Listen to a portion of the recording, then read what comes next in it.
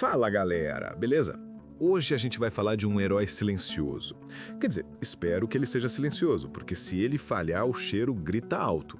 Eu aposto que você, nesse exato momento, passou isso hoje de manhã. E se não passou, por favor, mantenha a distância aí da tela, tá? Eu tô falando do bom e velho desodorante. Agora, senta que lá vem história, porque eu tava outro dia no mercado, naquela prateleira infinita de farmácia, olhando aqueles 1000 frascos diferentes. Roll-on, aerossol, stick, pireme, com perfume de bambu, de madeira, de tempestade no Ártico, e me bateu aquela curiosidade existencial. Quem foi o primeiro ser humano que olhou pro sovaco e pensou, preciso passar produtos químicos aqui? A resposta vai explodir sua mente.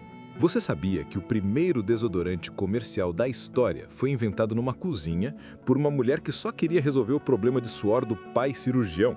E que o roll-on, aquela bolinha giratória que você usa, foi diretamente inspirada na invenção da caneta esferográfica? É tudo conectado. Nas próximas horas, brincadeira, nos próximos minutos, você vai descobrir por que o Brasil é simplesmente uma potência nuclear quando o assunto é desodorante. Vai entender como é que colocam gás explosivo dentro de uma latinha de alumínio sem explodir a fábrica inteira. E vamos desvendar o mistério genético de por que algumas pessoas simplesmente não fedem, mesmo sem usar nada. Spoiler, tem a ver com a cera do ouvido. E sério, fica comigo até o final porque eu vou revelar quanto custa para fabricar o spray que você paga R$ 30 na farmácia. O lucro deles é obsceno. Mas antes, deixa eu te jogar um dado que vai te deixar tonto. O mercado global de desodorantes movimenta algo em torno de 75 bilhões de dólares. Sabe quanto desodorante significa? Se a gente empilhasse todas as latas vendidas em um ano, daria para ir e voltar da Lua. Não, eu estou inventando essa estatística da Lua, mas é lata pra caramba. Só no Brasil a gente consome litros e litros per capita, porque, convenhamos, num país tropical abençoado por Deus e bonito por natureza, o sol não perdoa ninguém. Vamos voltar no tempo? Imagina viver em 1880. Sério, fecha o olho e imagina.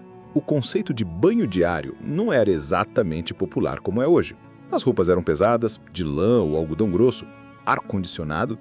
Nem sonho. O transporte era cavalo ou caminhada. O resultado? O mundo fedia. O mundo fedia muito. As pessoas disfarçavam o cheiro com perfumes pesadíssimos. Era aquela mistura de rosa francesa com CC vencido. Uma delícia. Mas existia um lugar onde mãos suadas era um problema técnico grave. A sala de cirurgia. Estamos na Filadélfia, final do século XIX. Um cirurgião renomado tinha um problema. Ele suava tanto nas mãos durante as operações que isso atrapalhava segurar os instrumentos. Entra em cena a filha dele, uma jovem brilhante chamada Edna Murphy. Ela decidiu criar uma solução para o papai. Na cozinha de casa, misturando cloreto de alumínio e outras substâncias que provavelmente não passariam na Anvisa hoje, ela criou um líquido que parava o suor. O pai amou, funcionou super bem. Mas a Edna teve o tal do momento eureka. Ela pensou, peraí, se isso seca a mão do papai, será que não serve para aquele probleminha que todo mundo tem debaixo do arço no verão? Nasceu aí o MUM, M-U-M, o primeiro desodorante comercial da história, em 1888. O nome vem de mum, que era uma gíria para ficar quieto, sabe? Mum's the word. Tipo, o segredo tá guardado, ninguém vai saber que você tá suando. Mas não pensa que foi fácil vender isso não. Imagina você chegar para uma mulher vitoriana em 1890 e falar, oi senhora, compre isso aqui porque a senhora fede. Era ofensivo. Falar de funções corporais era tabu. Edna Murphy teve que ser um gênio do marketing. Ela começou a focar no medo social. Os anúncios diziam coisas tipo, será que você está perdendo amigos e nem sabe o motivo? Cruel, né? Mas funcionou. Só que o Moon era uma pasta, um creme num potinho. Você tinha que meter o dedo lá, pegar um teco daquela pasta branca e esfregar no sovaco. Era meio nojento, lambuzava a roupa, estragava tecido. O mundo precisava de algo melhor.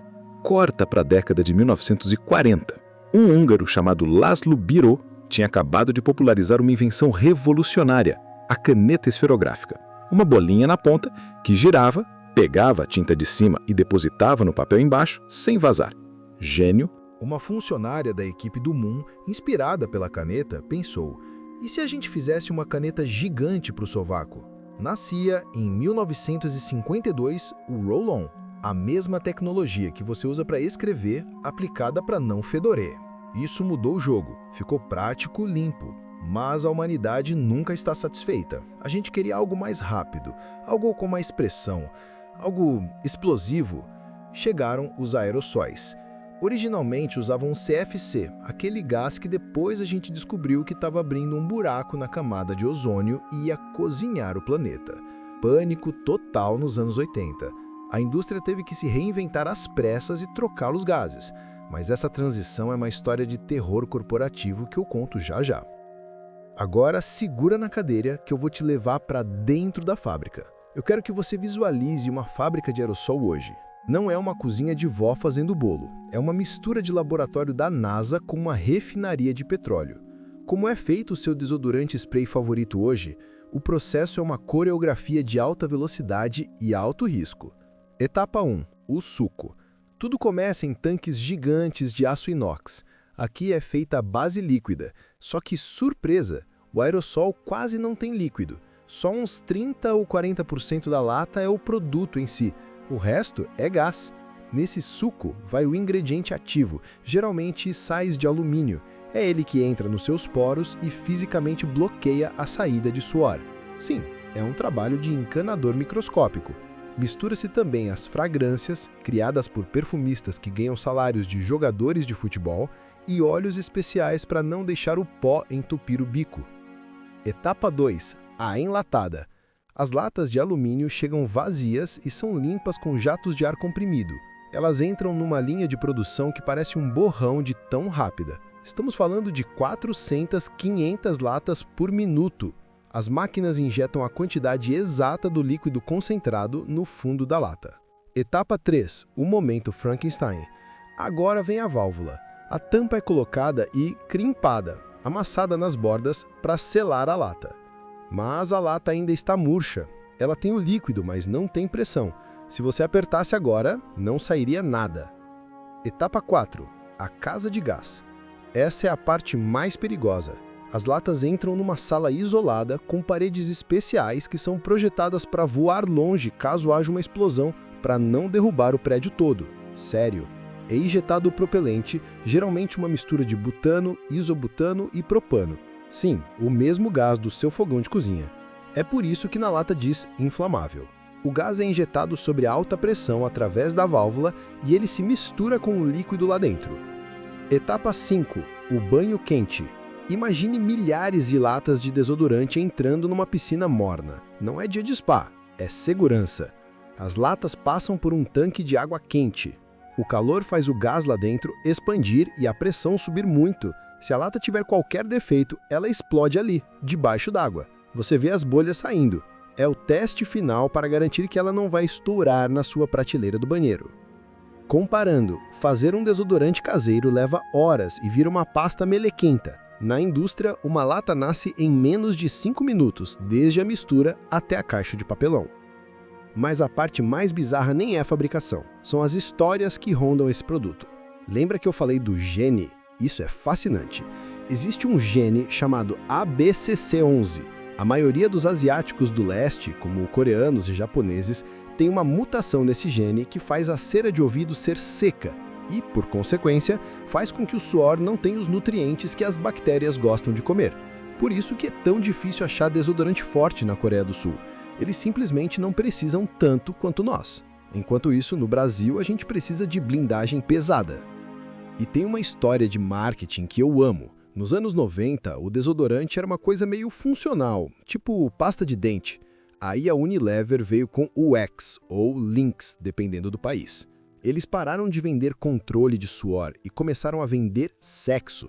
A promessa absurda de que, se você se borrifasse com aquele cheiro de chocolate meio duvidoso, mulheres cairiam do céu em cima de você. Criou-se uma geração de adolescentes, o famoso efeito vestiário de colégio, onde o ar era 70% oxigênio e 30% X-Dark Temptation. Foi um case de sucesso insano, transformando o desodorante em item de estilo de vida. Agora vamos falar de dinheiro, porque o negócio é bruto. Pega aquele desodorante de R$ 25. O que você está pagando? Acredite ou não, o custo do líquido lá dentro, os químicos, o perfume, o alumínio, muitas vezes não chega a 10% do preço final. A lata de alumínio custa mais caro que o produto que ela carrega. O que você paga mesmo é marketing, distribuição e marca. A taxa de lucro dessas empresas gigantes como o P&G e Unilever nesses produtos de higiene pessoal é massiva.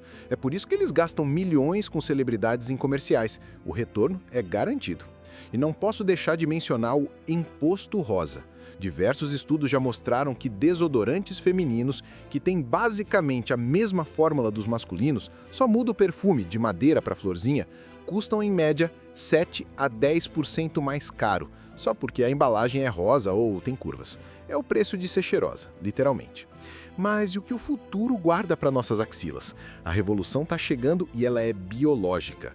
Hoje, os desodorantes funcionam na base do extermínio. Eles matam as bactérias que causam cheiro. O problema é que eles matam as boas também. A nova tendência são os desodorantes probióticos. Em vez de matar tudo, eles introduzem bactérias do bem que comem o suor, mas não liberam o cheiro ruim. É tipo um iogurte para o seu braço. Além disso, a sustentabilidade está forçando a volta das embalagens recarregáveis. Grandes marcas já estão testando estojos de aço inox, onde você só compra o refil para parar de jogar toneladas de alumínio e plástico no lixo todo ano.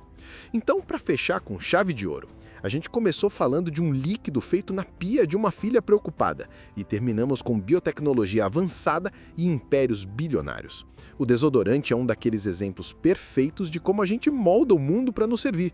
A gente não aceita feder. A gente luta contra a biologia com alumínio, gás butano e fragrância de sândalo. Da próxima vez que você fizer aquele psss de manhã, lembra de todo o caos controlado, toda a história vitoriana e toda a engenharia que está nessa latinha. Se você curtiu saber que praticamente injeta um gás cozinha na sua axila todo dia, deixa o like aí no vídeo. Ajuda demais o canal a crescer e a trazer mais histórias dessas coisas banais que na verdade são extraordinárias. Comenta aqui embaixo, qual perfume de desodorante você acha que devia ser crime? Eu voto naquele de chocolate. Sério, parem! Eu sou o narrador e a gente se vê no próximo vídeo, onde vamos descobrir como as batatas fritas de tubo são feitas. Spoiler, elas não são exatamente batatas. Fui!